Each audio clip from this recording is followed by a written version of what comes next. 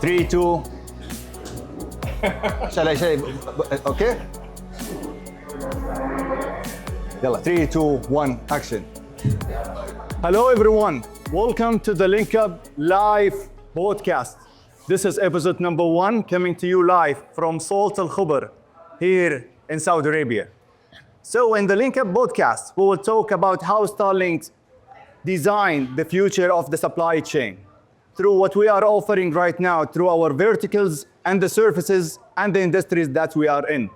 My name is Anwar, and this is, as I said, the first episode where we'll take you through the foundation days of Starlinks. So let's dive in.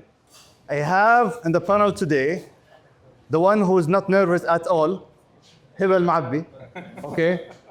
Alexandros Komianos, and of course, Gary Blythe. So, Gary, it's really interesting to see the story behind Starlinks. 2019, everyone taking the supply chain and logistics from a risk perspective, from risk point of view. However, in Starlinks, you take it from an opportunity and you see things differently. So can you just enlighten a bit of what's happened exactly in 2019 and what was the spike that make you thought to yourself, I need to do this? Thanks, Anwar. I guess the first thing that hit me when I walked in today was so many new faces. Because this story I've told a few times, of course, because it's in my DNA now. So it's a story I almost feel like is repeat mode. But nonetheless, let me tell you, because it's obviously defined where we are today. So it wasn't 2019, actually. It was 2018, June. I was in Philadelphia in a Godiva factory, surrounded by beautiful chocolate. And Yusuf Al-Quraishi called me. Yusuf and I go back a long, long way. So back to 2013 as business relationships. So he said, listen, Gary, distribution, so in the classic term, distribution is being squeezed. He said there's going to be a big vision coming, Vision 2030, and there's an opportunity, he believed at that stage, to start a logistics company. I'd just put a deposit on a house, so I was absolutely convinced that New York, I was, still in dream world, walking around the skyscrapers and seeing it all, but he convinced me to jump on a plane that weekend. I think that was a Wednesday. On the Friday, I got on a plane from New York to Bahrain. Actually, he met me in the Movenpick with Bakar, who's the group CFO. And that's where the story started. So the hypothesis, the vision, was really built not so much out of the opportunity in Saudi per se, but the opportunity in logistics full stop. So the opportunity in logistics is 3PLs are very much transactional. They don't care. They just want to sell you a very complex rate card that nobody actually understands, and you need to be a forensic accountant to actually work it out. So the idea for me was quality. So I went away, I thought about it, I came back 28th of December 2018, and I know it very well. And then into 2019, and by April, that was our CR creation. So in April 2019, we had Starlinks. So I was a single employee, just me. Interesting. We had the AQM team, for those who know the Al-Quraishi marketing, now Relaya. They rolled underneath my management. And at that stage, I was COO. I was COO of DMC, which is the group of companies that has Starlinks and ADMC, the automotive business. So I'll spare you some of the details here, but really the vision was quality. Bring quality, customer experience, something that we felt like true business partners. So I could sit in front of a room and really engage with who I was sat in front of, be a CEO of an FMCG business or a CEO of whatever other type of business. And that's where it started. But of course, you need to start with a business plan, and the business plan does not reflect anything like where we are today. We failed miserably, by the way, against that first business plan. But let's see, I think one of my traits is I'm always glass half full. I always see the bigger opportunity that we can face.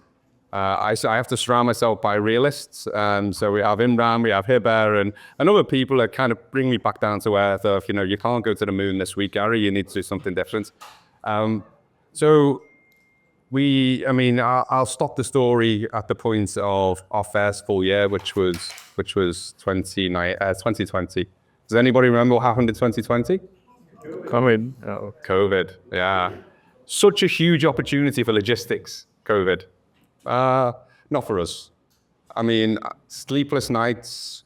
It was a huge demonstration of faith from the AZAC group. They believed in the team we'd assembled in that first year. And of course, we have to go and deliver against it. And we'll tell a bit more of the story across this team today. But that's how it started. And then I guess the one thing to say on the vision is I always wanted to be number one. It was never a let's just be good enough. Let's just be here. Can we be the number one? Yes or no? Yes. No. Louder. Can we be the number ones? Yes. Oh my God. Thank you, Gary. So Hiba El-Mohbi, and by the way, I just know her family name right now because I was calling her for the last 7 months El-Mohbi. Okay, so Hiba El-Mohbi, and I just learned that as well, by the way. So Hiba, you joined in the early days. Okay, yeah. And of course, there is a moment when you thought about this opportunity outside your hometown. What was the trigger and what was the spike for Hiba to say yes for this mission? I think basically Gary doesn't take no for an answer, okay. Right? So I tried it. That's what no. And I don't know if everybody knows, but Gary and I used to work together many moons ago in the UK. Gary went on to do something else. I went on to do something else. And then when he came to Saudi, he called me up and said, come and join me here and let's work on this together. Now, interesting, Gary, I think you passed the buck on because I had just bought a new house when Gary called. So I feel like this is some pressure. Well, the house that I had bought was built in 1840, right? Okay. So it was a very old house and I had just bought it to invest in like redoing everything. You couldn't walk into it. It was that kind of house. Okay. So like 3 months after I bought the house, Gary called and I'm like, I just bought a house. I need to rebuild it. I had set up my own business. So it was like really the worst time. But we kept talking about it. And also when we were working together, we were using 3PLs and supply chain businesses. And Gary and I felt the pain because we were on the retailer side, felt a lot of the pain that the retailers felt when dealing with 3PLs. So the thing that convinced me really was Gary and I thinking, okay, let's create a business that if we were the retailer, would be happy to work with. Interesting. So really always putting the customer first because we just link back to how we felt when we were dealing with the 3PLs and wanting to do it differently. So following what is the client expectation more than following what is the trend things going on? What would we expect? Because we were on the client's we were on that side of the business, right? So it's almost like if we would be happy with this, then it's good to go. But if we, and I think that's what makes us a little bit more unique, is that we've been on the other side of the table. Brilliant. Now we'll talk with Mr. Alexandros. Alexandros, actually, I do remember the early days when we started the interview process. That was, I think, 3 months ago. And 3 weeks. Yeah, 3 weeks. And we spent a lot to talk about what is the expectation in Starlinks and what is the current situation of Starlinks and what is our vision in Emirates markets. And we know very well it's a very competitive market. And we do believe that Alexandros can bring the value that we expect through that market. So you're coming from both different industries. You work in the operational side before, and then you work in the consultancy industry. So how do you see Starlinks right now, after 3 months or 4 months with us? How do you evaluate the opportunity? And what is the things that you wasn't expect, but you face it on the reality and on the floor? Can you just take us through your experience? No, that's good. That's great. And I think, first of all, for any success, it's the team. It's not the person. And I think this is what Gary has also done within the Saudi market, building a great team that can deliver the results. Now, I think my first interaction with Starlinks was actually at the customer side. So I used to work for a very big retailer in the UAE that has DCC distribution. And I remember back then we wanted to look at our last mile delivery. And I said, who does our last mile in some of the remote cities? And it was like, oh, it's a company called Starlinks, but they're very expensive. And I'm like, okay. And I think this is the first time I actually met Gary. And there was something different in the way Starlinks was operating with other 3PL providers in the Middle East and in Saudi specifically, because the Saudi market was always not as mature as the UAE market. Now, looking at today, when we look at Starlinks, I think the reputation we have in the Saudi market is amazing. And this is what we need to capitalize as we enter the UAE market. A very important component is how do we ensure in a more mature market we enter with the right quality and the right consistency of service. And I think this is what we are working together quite a lot. Right? And this is the vision. The vision is what? We want to build a reliable, sustainable partner for all the distributors, retailers, and the industry within the UAE, and also enable them in the UAE and Saudi corridor, because we know there's a lot of trade going through this corridor. Now, when I talk about my journey, I think indeed I started as a picker in a warehouse back in '99, and I chose logistics supply chain as a profession. And I loved it ever since. So my studies, my work, everything has been in this area. And then I followed with consulting. When Gary offered me the option of potentially joining, I had a bit of a choice to make. I could either be a partner in a big four consultancy firm, which is an honor, and I was really enjoying it, or I could hit the ground running and actually do some groundwork, right? When I look at the company today, I think we've grown massively, very fast. And you have a great team, a great culture, a lot of people that work in a manner that they put almost like Starlinks ahead of their families and their personal lives. And I think we can see that every day. But as we grow into the future, we are now working, I think, in these foundations, which will allow us to grow 10 times more. So looking at it from an outside view and coming in, I see a team, a culture, pockets of excellence, which now we're putting them together into a very solid foundation, even more solid than before, but can accelerate our growth into the future. That's great. Great, Alex. And I will quote after you how many times you mentioned team in your speech. So thank you so much for that. Well, Gary, I will back to you with more of a technical question. Well, 2 days ago, the Ministry of Finance in Saudi Arabia, he was talking about the non-oil opportunity for the Saudi economy for the Saudi economy in the coming 5 years. And he was naming 5 main pillars for the non-oil economy for Saudi. One of them, transportation, supply chain, and logistics. So in the same time, we are restructuring the entire organization, 4 verticals or 5 verticals, including the solution. We want to hit more than one market. We're restructuring the entire workforce that we have right now. And of course, we will structure the coming workforce.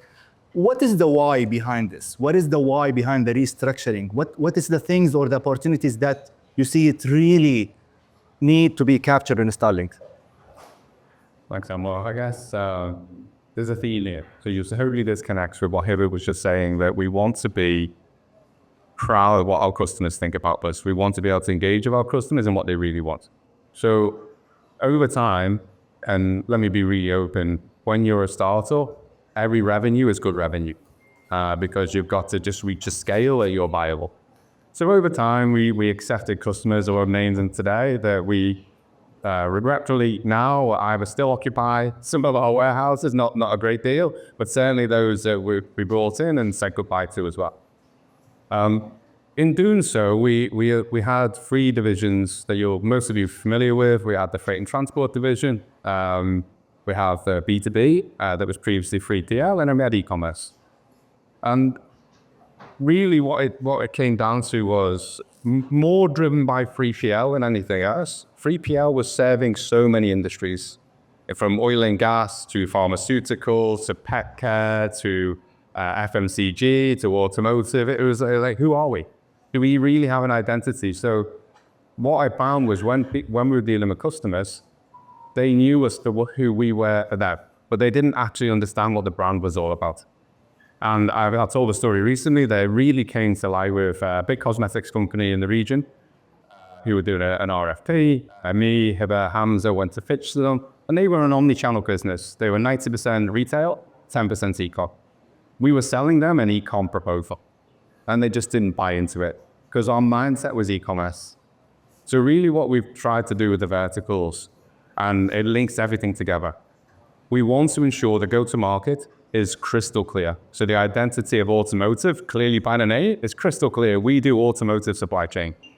Likewise for CPG, likewise for lifestyle, likewise for Coupa. And we want to make sure that we're engaging the customers with a real clear, this is what we're good at. We want to make sure that our teams are orientated with the language that matters to the customers. Our operations are geared towards the customers. For example, if you take QCOM today, we're dealing with QCOM customers in an warehouse that's really cool for FMCG. It doesn't work on unit fit. So in essence, the product, and we'll hear more and more about that today, the product runs through the center of what we do. And it starts with the voice of the customer.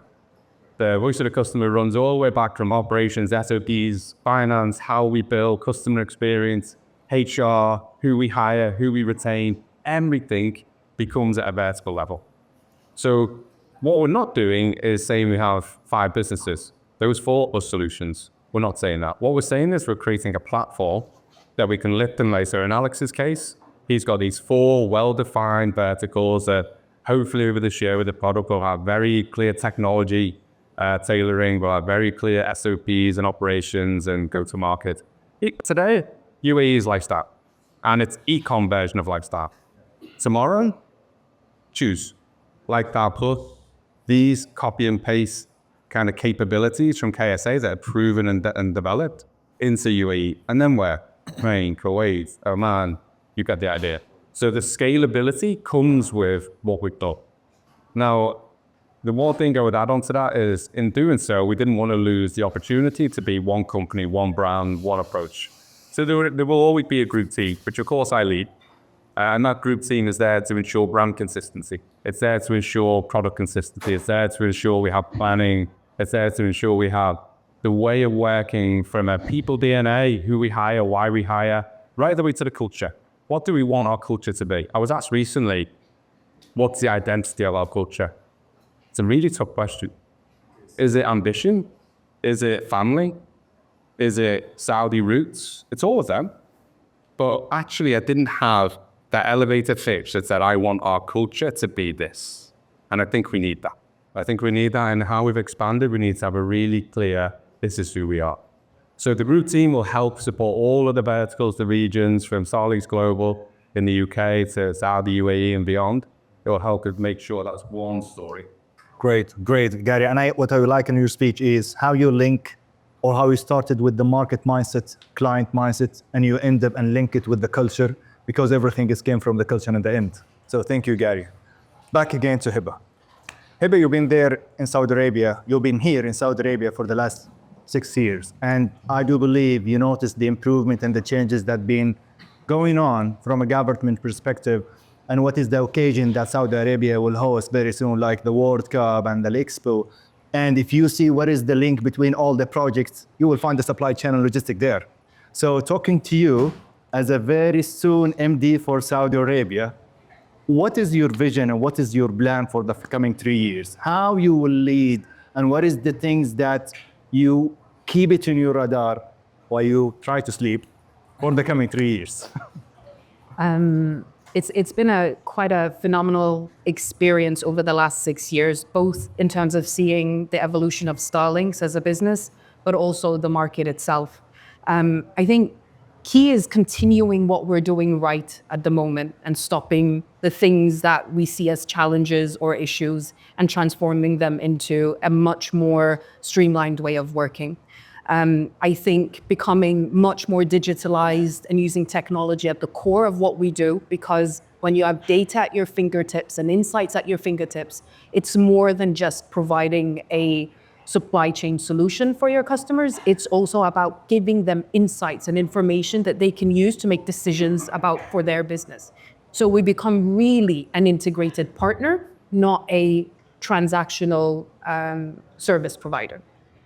And I think really it's about, we often talk about this, I talk about it a lot, setting really high standards, of ourselves and each other as a business. Because if we want to be the type of business that our customers comes to look after their business for them, then the aspect of passion and care and accountability and ownership needs to be in every one of us, because every person in this business helps lead us towards delivering for our customers. I think those are the thoughts I have in my mind overall. I love it. I love it. Thank you, Hiba. Back again to Alex. Let's talk more of strategy. Right now, we draft what's happening in Saudi Arabia very clearly. And I do believe 90% of the people here are aligned with what's going on and what is 2026 deliverables and expectations. Take us through more of UAE tactics, UAE strategy. How do you see things there, and where we can position ourselves in the coming 3 years? That's quite interesting, because the UAE market is a lot different than the Saudi market, right? But if we look at the basics, and that's something we've been discussing quite a lot with Gary and Hiba, is we have great partners and clients we are already serving in Saudi. So, of course, one of the key components for us is to see how can we create the capability within the UAE market to offer them the same level of service at a very good financial base also for them, to actually start becoming their partner for the GCC, right? So when we look at that, I think that's a first component of how do we ensure any relationships we have with existing customers, we can actually migrate it within the UAE. Because they trust us, they know how we operate. It's all about creating the right infrastructure and footprint within the UAE market to serve them with the same quality and reliability. So that's number one. Number two, what do we know about the UAE market, which is mostly Dubai and Abu Dhabi? They're vibrant cities. E-commerce is a very big component of how people buy. So it's extremely important to have presence within this segment and this vertical, or this service, let's say. And then when we look at lifestyle and the different verticals, there's quite a lot of opportunity for us. But we know the city is growing. Both cities are growing massively. What we need to do is place the right infrastructure in the right position to serve in the different speeds required in the market. So if I talk about a 3-year strategy, number one is get the infrastructure in place and build the team to be able to support the service to the customers, right? So going further than that, at this moment in time, I think it's a little bit premature. But if we focus capturing the right facilities in the right position at the right cost, will enable us to grow, and then, of course, building upon the team. Great. Thank you so much for your time. This is the first episode, and of course, more to come, and a lot of insight being shared. I hope that all of us being inspired with the things and the information that being shared from the leaders of the organization. So please give the big hand to Gary, Hiba, and Alex. And thank you so much for watching this.